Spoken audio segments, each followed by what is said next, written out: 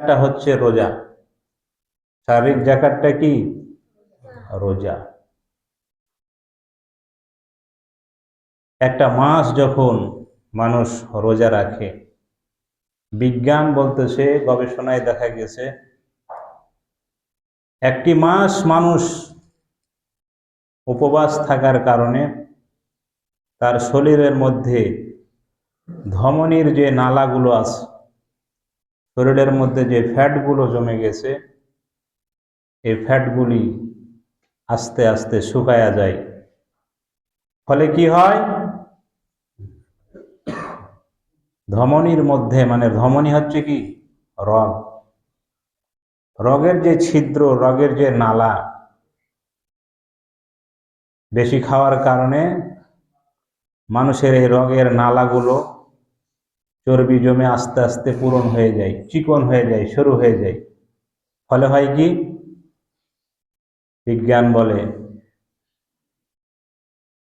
রগের এই ধমনীর এই চিকন নালাগুলো দিয়ে মানুষের সমস্ত শরীরের মধ্যে রক্তগুলো সঠিকভাবে চলাচল করতে পারে, সঞ্চালন করতে পারে।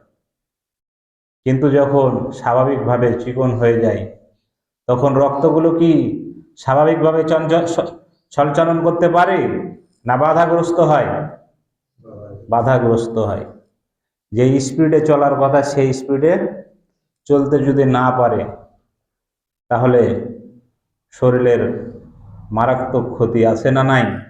এটাকে বলে হাই প্রেশার, উচ্চ রক্তচাপ।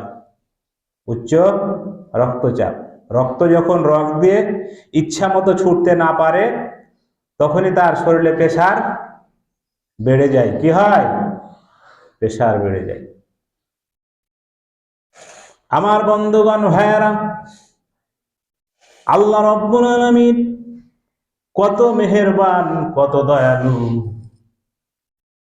রোজা নামক নিয়ামত দিয়ে আল্লাহ রব্বুল আলামিন মানুষের বড় বড় অসুখ থেকে শরীরকে হেফাজত করেছেন। বলেন সুবহানাল্লাহ।